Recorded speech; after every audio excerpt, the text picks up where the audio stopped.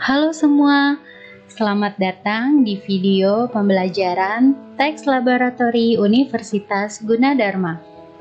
Pada video pembelajaran hari ini, kita akan membahas mengenai koreksi fiskal. Kenapa sih kita harus melakukan koreksi fiskal? Koreksi fiskal digunakan karena adanya perbedaan dari laba komersial dengan fiskal untuk menghasilkan penghasilan neto atau laba yang sesuai dengan ketentuan pajak. Jadi, wajib pajak badan maupun wajib pajak orang pribadi harus melakukan koreksi fiskal terlebih dahulu sebelum membayar pajak. Nah, kita sekarang sudah tahu nih fungsi dari koreksi fiskal. Selanjutnya, kita akan membahas mengenai bagaimana sih cara melakukan perhitungan dari koreksi fiskal. Yuk simak video selanjutnya. Baik, masuk ke pembahasan. Di sini ada contoh kasus koreksi fiskal yang terdapat di modul perpajakan EB dengan data wajib pajak, nama Tobias Flynn, NPWP 2573472360400. Alamat tempat tinggal di Jalan TB Simatupang nomor 34 Jakarta. Jenis usaha dagang, merek JAR. Alamat tempat usaha di Jalan Kenari, Blok D12 nomor 5 Jakarta. Telepon 021864 KLU 52332. Tobias Flynn mempunyai seorang istri yang bekerja sebagai ibu rumah tangga yang bernama Maria Corrigan. Memiliki 2 orang anak kandung dan seorang anak angkat. Anak pertama bernama Noah Flynn yang berumur 21 tahun, merupakan seorang mahasiswa di Universitas Gunadarma. Dan anak keduanya yang bernama Lexi Flynn berusia 16 tahun, merupakan seorang pelajar di SMA Negeri 81 Jakarta. Pada bulan Juni 2019, Tobias Flynn mengadopsi seorang anak bernama Steffi Amelia Putri yang berusia 14 tahun sebagai anak angkat. Jadi dari pernyataan tersebut bahwasannya Bapak Tobias Flynn ini PTKP-nya adalah K3, kawin dengan 3 tanggungan, yaitu 2 orang anak kandung dan juga 1 orang anak angkat.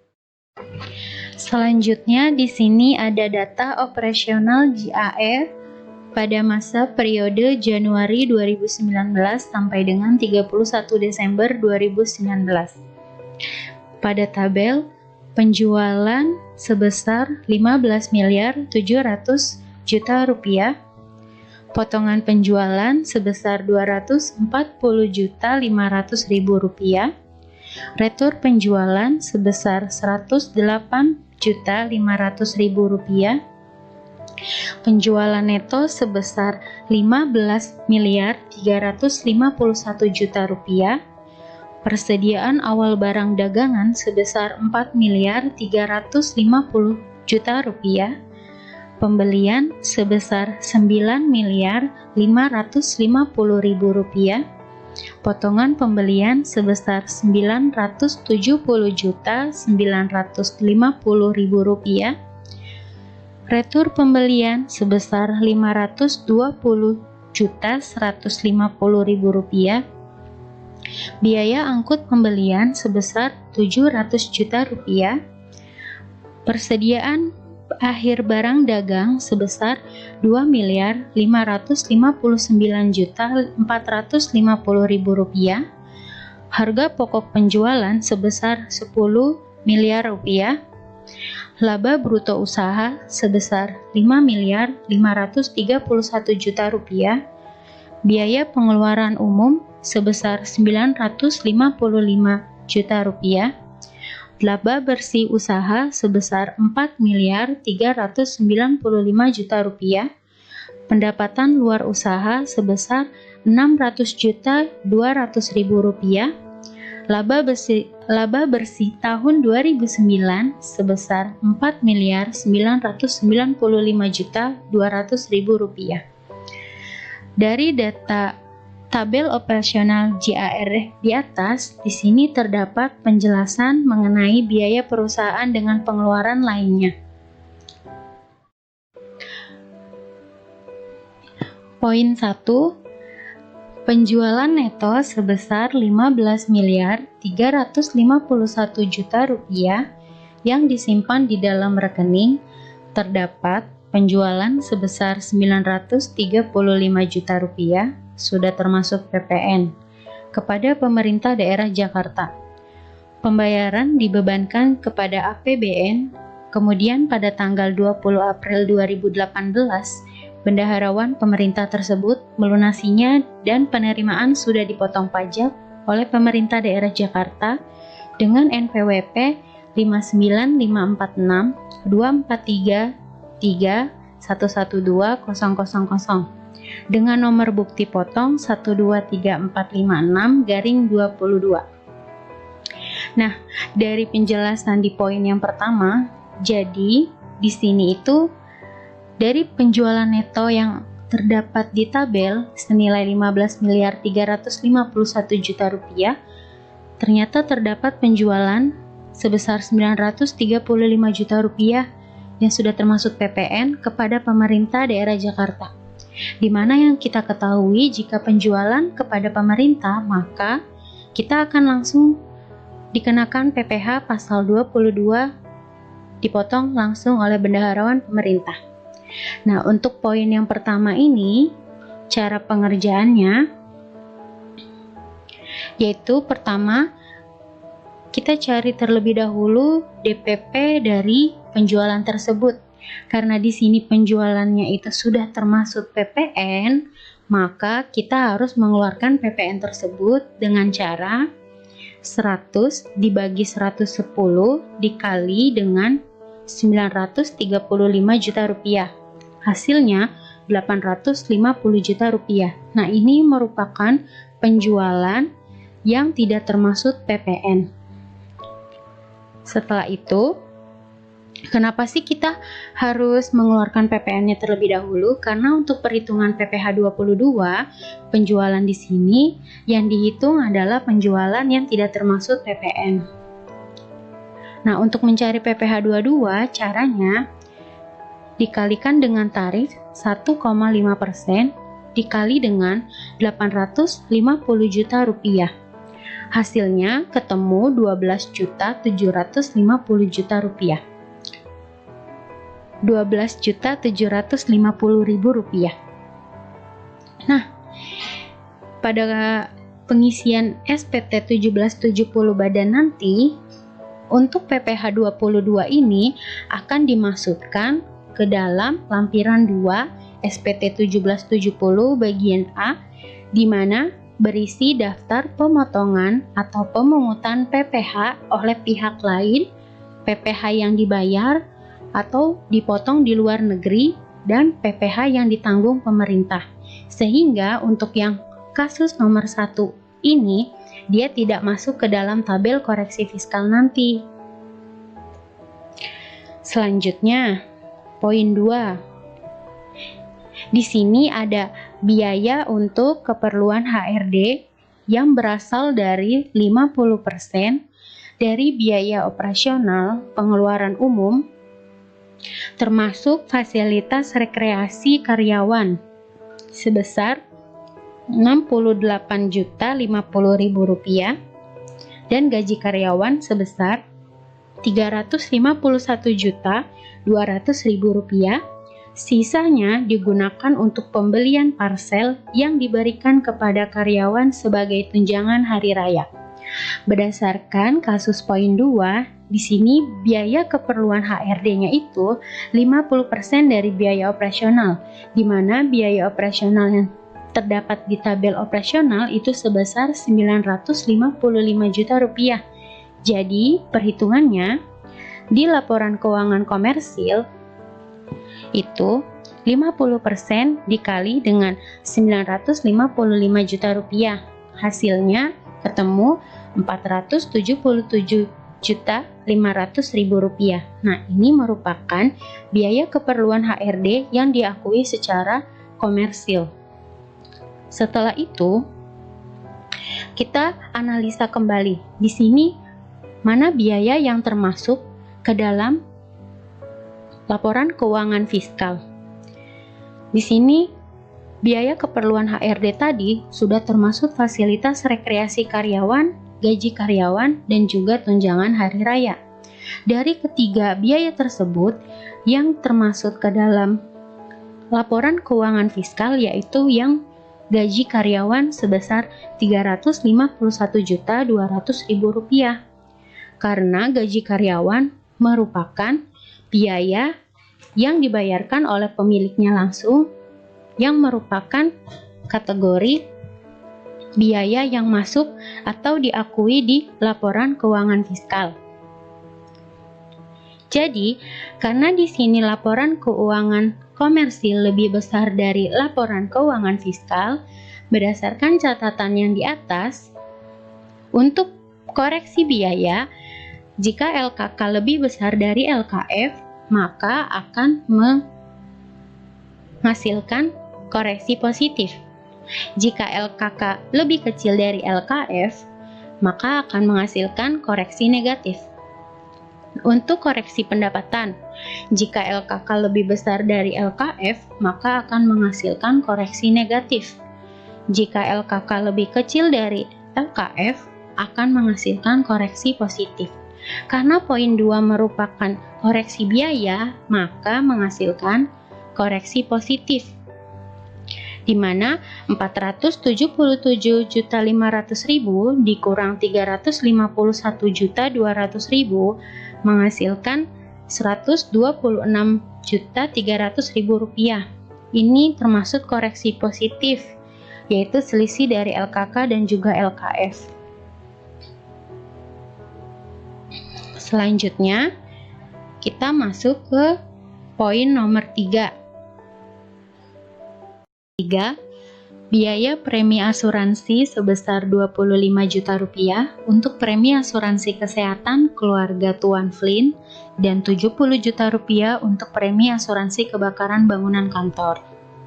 Nah, dari pernyataan yang poin 3 yang termasuk di laporan komersil perusahaan JAR Tuan Flynn yaitu sebesar Rp95 juta.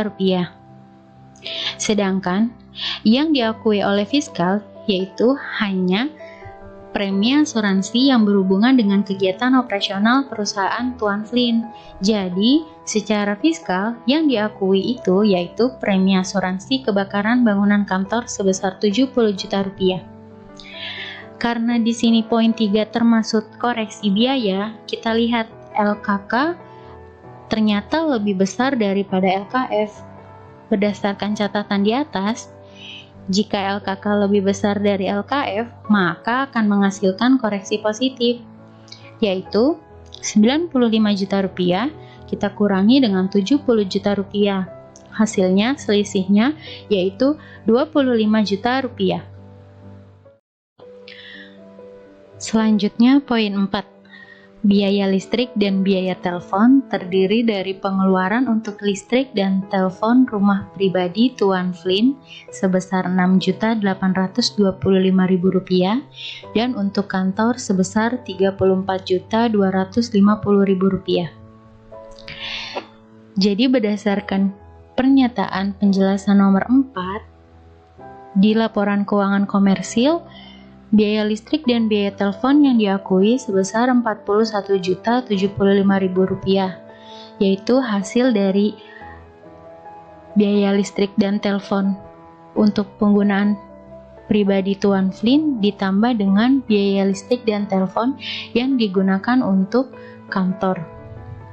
Namun, secara fiskal yang diakui sebagai biaya listrik dan biaya telepon itu yang berhubungan dengan operasional perusahaan.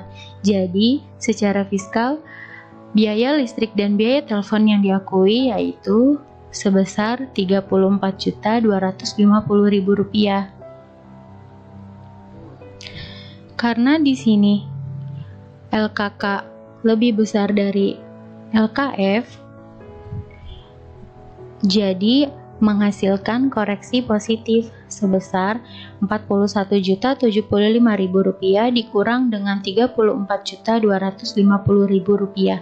Ketemu hasilnya Rp6.825.000. Selanjutnya nomor 5, biaya iklan dan promosi terdiri dari biaya pengeluaran untuk menjamu klien dalam rangka memperkenalkan produk baru sebesar Rp45.340.000 yang tidak dibuat daftar nominatifnya oleh perusahaan, dan biaya media cetak atau elektronik sebesar Rp30 juta.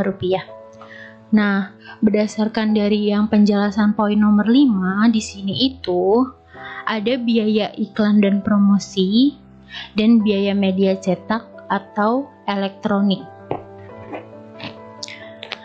Di mana di sini biaya iklan dan promosinya itu ada biaya entertain atau biaya pengeluaran untuk menjamu klien sebesar Rp45.340.000.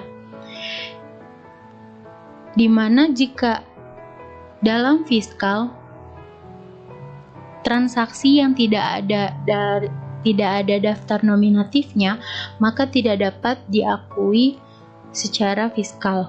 Daftar nominatif tersebut merupakan daftar yang berisi rincian transaksi-transaksi biaya yang dikeluarkan oleh perusahaan. Jadi, daftar nominatif juga sebagai bukti bahwasannya pengeluaran dari biaya iklan dan promosi tersebut itu ada.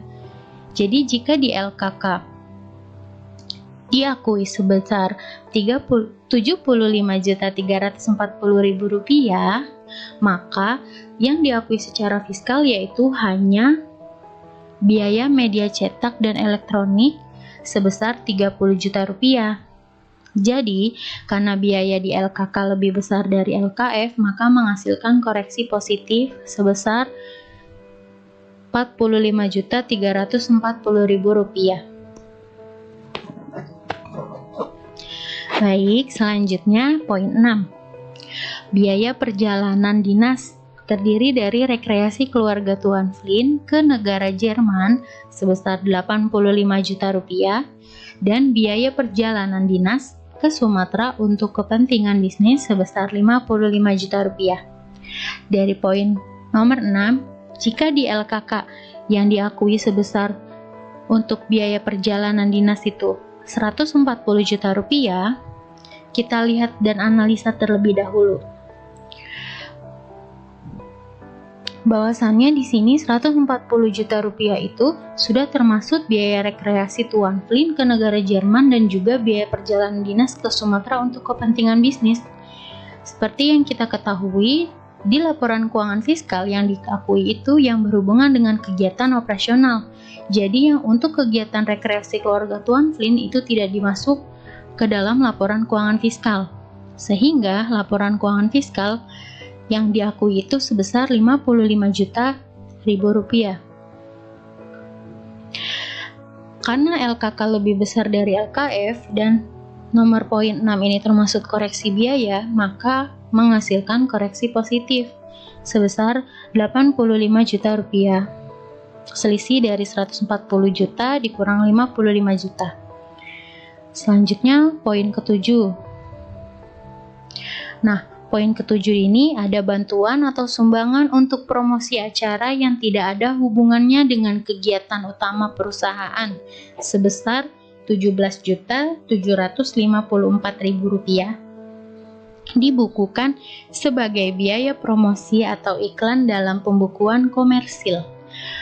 Nah, seperti yang kita ketahui dari penjelasan poin 7, bahwasannya jika biaya sumbangan yang tidak ada kaitannya dengan kegiatan utama itu tidak dapat diakui secara fiskal karena tidak berhubungan langsung dalam kegiatan operasional perusahaan. Tapi di laporan keuangan komersil, biaya tersebut atau sumbangan tersebut bisa dimasukkan ke dalam biaya promosi atau iklan dalam pembukuan komersil. Nah, dari sinilah kita tahu fungsinya melakukan koreksi fiskal untuk mengetahui biaya-biaya dan pendapatan yang sesuai dengan ketentuan perpajakan. Jadi untuk yang poin 7 itu tidak diakui secara fiskal karena di luar dari kegiatan operasional. Yang poin 8, biaya pemeliharaan terdiri dari pengeluaran untuk biaya pemeliharaan atas tanah dan bangunan di Bintaro yang disewakan sebesar Rp31 juta dan biaya pemeliharaan rumah dan kendaraan pribadi sebesar Rp15.350.000. Karena di sini biaya pemeliharaan dan juga pemeliharaan atas tanah dan bangunan itu tidak berhubungan langsung dengan kegiatan operasional, maka secara fiskal itu tidak diakui. Namun secara komersial itu termasuk ke dalam biaya pemeliharaan. Sama dengan poin 7, bahwasannya penting melakukan koreksi fiskal untuk mengetahui biaya dan juga pendapatan yang diakui secara perpajakan. Lanjut ke poin 9. Di sini ada dalam biaya umum terdapat biaya yang dibayarkan atas royalti sebesar Rp157.465.000. Namun, biaya tersebut yang memiliki daftar nominatifnya hanya sebesar Rp110 juta. Jadi maksud dari poin 9 ini ada biaya royalti sebesar Rp157.465.000. Namun perusahaan tersebut hanya mencatat atau terdapat daftar nominatif atau rincian transaksinya itu hanya Rp110 juta. Jadi, jika di laporan keuangan komersil yang dicatat Rp157.460.000, yang di laporan keuangan fiskal yang diakui yang hanya ada daftar rincian transaksi atau daftar nominatifnya sebesar Rp110.000. Karena LKK lebih besar dari LKF dan ini termasuk koreksi biaya, yaitu biaya royalti, maka menghasilkan koreksi positif sebesar Rp47.465.000. Selanjutnya, poin 10. Dalam biaya umum termasuk pula bunga pinjaman keluarga Tuan Flynn sebesar Rp23.580.000 dan biaya sanksi administrasi di bidang perpajakan sebesar Rp16.340.000. Untuk poin 10 ini, karena dia termasuk biaya umum pinjaman keluarga atau biaya yang termasuk penggunaan pribadi, maka dalam poin 10 ini tidak diakui secara fiskal, walaupun dicatat secara komersil sebagai poin 11, dalam biaya umum termasuk angsuran PPh 25 tahun 2018 sebesar 32 juta dan 18.500.000 untuk karyawan sebagai tunjangan PPh pasal 21. Jika di laporan komersil tercatat biaya umum tersebut sebesar Rp50.500.000, maka yang diakui secara fiskal yaitu hanya biaya untuk karyawan sebagai tunjangan PPh pasal 21. Karena biaya yang termasuk angsuran PPh 25 itu termasuk kategori biaya pajak penghasilan, di mana dalam ketentuan pajak, biaya pajak penghasilan tidak dapat diakui secara fiskal. Namun, di sini biaya tunjangan PPh pasal 21 bukan merupakan biaya pajak penghasilan karyawan, melainkan tunjangan yang diberikan perusahaan untuk karyawannya membayarkan pajak penghasilan PPh 21. Jadi, Di LKK Rp50.500.000 yang diakui secara fiskal yaitu Rp18.500.000, menghasilkan koreksi positif karena LKK lebih besar dari LKF. Dan termasuk kategori biaya seperti yang sudah dijelaskan di awal, menghasilkan koreksi positif sebesar Rp32.000. Lanjut poin 12. Di sini dalam biaya dan pengeluaran lainnya termasuk pengeluaran untuk sumbangan bencana nasional kepada dana BCA sebesar Rp4.200.000, sumbangan ke panti asuhan Rp2.500.000, dan biaya untuk pakaian seragam Satpam Rp3.400.000. Nah, jika di laporan komersil tercatat biaya pengeluaran lainnya itu Rp10.100.000, maka berdasarkan poin 12, kita harus analisa mana yang termasuk ke dalam laporan keuangan fiskal. Nah, di sini ada biaya untuk sumbangan bencana nasional, di mana berdasarkan ketentuan pajak Undang-Undang Nomor 36 Tahun 2008 Pasal 6 Ayat 1, biaya untuk sumbangan bencana nasional itu bisa dikategorikan sebagai biaya yang diakui secara fiskal. Kemudian di sini biaya sumbangan ke panti asuhan itu tidak dapat diakui secara fiskal karena tidak memenuhi syarat dan ketentuan dari pajakan yang berlaku. Selanjutnya, yang biaya untuk pakaian seragam Satpam sebesar Rp3.400.000 ini diakui secara fiskal. Kenapa? Karena biaya tersebut digunakan untuk membuat seragam karyawan yang bekerja di perusahaan Tuan Flynn tadi, di mana biaya yang digunakan tersebut masih berhubungan dengan kegiatan operasional perusahaan. Jadi, yang diakui secara fiskal yaitu Rp4.200.000 ditambah dengan Rp3.400.000. Hasilnya sebesar Rp7.600.000. Karena dia termasuk koreksi biaya dan LKK lebih besar dari LKF, maka akan menghasilkan koreksi positif sebesar Rp2.500.000. Dan kita lanjut untuk poin 13. Nah, poin 13, mobil box yang dibeli sebagai kendaraan operasional pada bulan Januari 2010 dengan harga Rp133 juta. Metode penyusutan yang digunakan oleh perusahaan adalah metode garis lurus. Masa manfaat dari mobil tersebut adalah 14 tahun. Dan kendaraan operasional termasuk harta kelompok 3. Dari penjelasan yang poin 13 itu, di mana perusahaan membeli kendaraan sebesar Rp133 juta dengan masa manfaat 14 tahun menggunakan metode penyusutan garis lurus. Nah, masih pada ingat kan rumus garis lurus? Harga perolehan dikurangi nilai residu dibagi dengan umur ekonomis.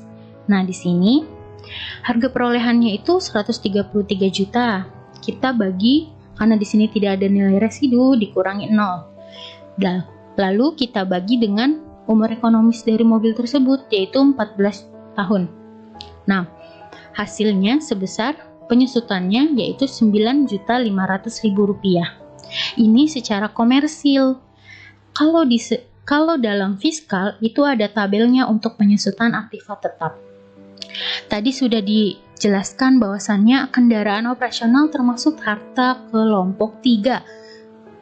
Kelompok 3 dari tabel penyusutan aktiva yang berlaku di perpajakan yaitu untuk metode garis lurus dikenakan tarif sebesar 6,25%. Jadi secara fiskal penyusutannya itu 133 juta kita kali dengan tarif 6,25%. Ketemulah hasilnya Rp8.312.500. Jadi selisihnya itu sebesar Rp1.187.500.000 karena nilai penyusutan fiskal lebih kecil daripada komersil, maka terdapat koreksi positif. Jadi koreksi positifnya itu didapat dari selisih dari penyusutan komersil dikurang dari penyusutan yang terdapat di laporan keuangan fiskal. Selanjutnya untuk poin 14, bangunan kantor sebagai tempat usaha selesai dibangun pada bulan Januari 2008 dengan biaya sebesar Rp980 juta. Masa manfaat dari bangunan tersebut 25 tahun. Bangunan tersebut digolongkan sebagai bangunan permanen. Jadi, berdasarkan penjelasan poin 14, jika di laporan komersil tersebut harga perolehan bangunan dibagi dengan masa manfaat sebesar 25 tahun, maka penyusutan bangunan tersebut dengan menggunakan metode garis lurus hasilnya Rp39.200.000. Namun jika di fiskal itu tadi sudah dijelaskan bangunan tersebut digolongkan sebagai bangunan permanen. Jika kita lihat di tabel penyusutan aktiva tetap yang berlaku di ketentuan perpajakan, di sini untuk bangunan permanen dia itu metode garis lurus dikenakan tarif sebesar 5%. Jadi untuk menghitung penyusutan secara fiskalnya itu caranya 980 jutanya kita kalikan dengan tarif 5%. Maka penyusutannya ketemulah hasilnya Rp49 juta. Nah, terdapat selisih sebesar Rp9.800.000. Karena nilai penyusutan fiskal lebih besar dari komersil, maka terdapat koreksi negatif. Nah, koreksi negatif ini dicari dengan cara penyusutan di fiskal dikurang dengan penyusutan yang terdapat di komersil. Selisih sebesar Rp9.800.000 dan ini merupakan koreksi negatif. Nah, dari perhitungan yang sudah kita kerjakan dari poin 1 sampai 14, maka dapat kita buat tabelnya. Di sini untuk tadi yang nomor 1 tidak masuk ke dalam tabel koreksi fiskal karena dia itu PPh 22-nya akan dicatat di lampiran 2 pada SPT 1770 bagian A, di mana bagian tersebut itu merupakan daftar pemotongan atau pemungutan PPh oleh pihak lain, PPh yang dibayar atau dipotong di luar negeri, dan PPh yang ditanggung pemerintah. Jadi tidak masuk ke dalam tabel. Nah, jadi yang kita masukkan ke dalam tabel tadi ada biaya HRD. Di laporan keuangan komersilnya itu Rp477.500.000. Di laporan koreksi fiskalnya itu Rp351.200.000. Karena dia termasuk koreksi biaya, maka terdapat koreksi positif sebesar selisih dari LKK dan LKF tersebut Rp126.300.000. Poin 3, premi asuransi. Tadi premi asuransi secara komersil nominalnya Rp95 juta, sedangkan yang diakui secara fiskal Rp70 juta.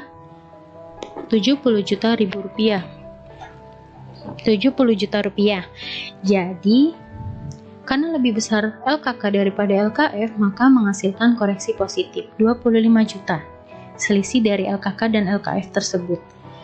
Poin 4, biaya listrik dan telepon.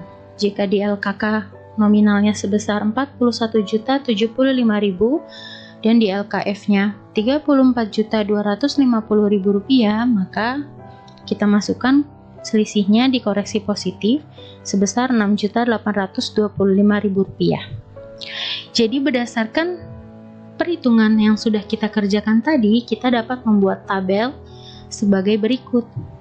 Nah, untuk yang poin 6, untuk biaya perjalanan bisnis, tadi jika di LKK-nya itu 140 juta, yang diakui secara fiskal hanya 55 juta yang berhubungan dengan kegiatan bisnis tadi, maka koreksi positif selisihnya 85 juta. Nah, sumbangan untuk promosi karena dia tidak masuk ke dalam koreksi fiskal, maka kita tulisnya bukan tidak ada, tapi 0, karena 0 juga merupakan saldo nominal. Nah, karena di LKF-nya 0, maka dia masuk ke koreksi positif, karena LKK lebih besar dari LKF. Jadi, saldo koreksi positifnya 17.754.000. Sama halnya dengan biaya pemeliharaan atas tanah dan bangunan.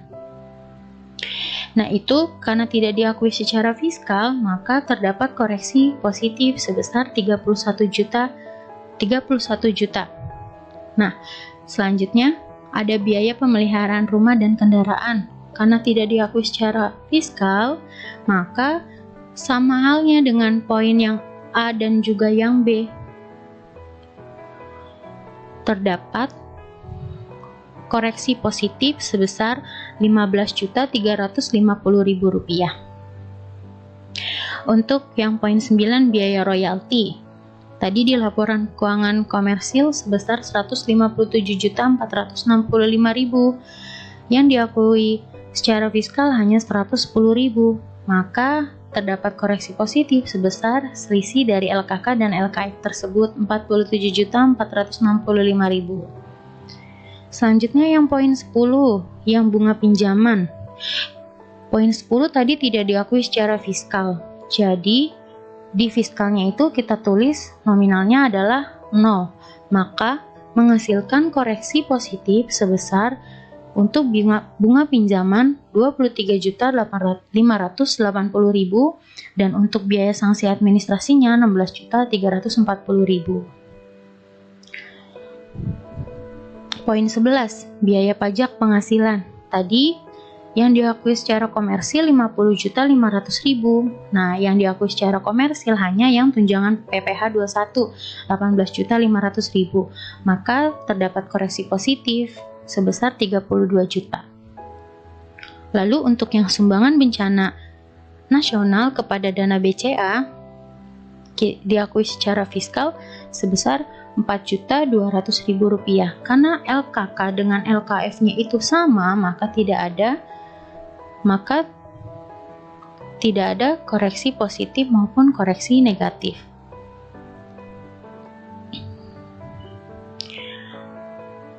Sumbangan panti asuhan.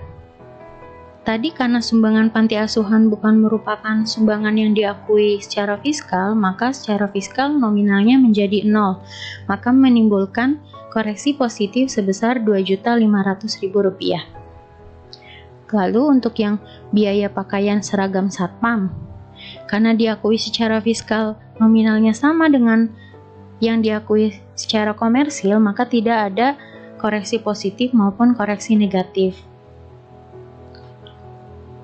Untuk poin 13, penyusutan mobil box.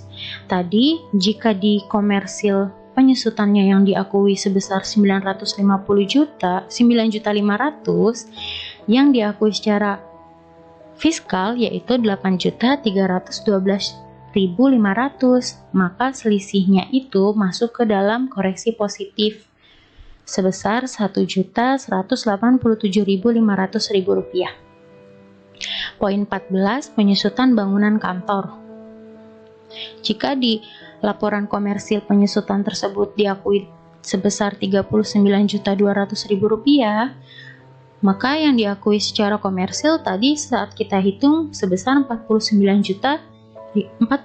juta. Nah, karena dia LKF-nya lebih besar daripada LKK, maka menghasilkan koreksi negatif sebesar selisihnya Rp9.800.000. Dari laporan operasional tadi, kita total secara keseluruhan untuk laporan keuangan komersil itu biaya-biayanya itu totalnya Rp658.714.500.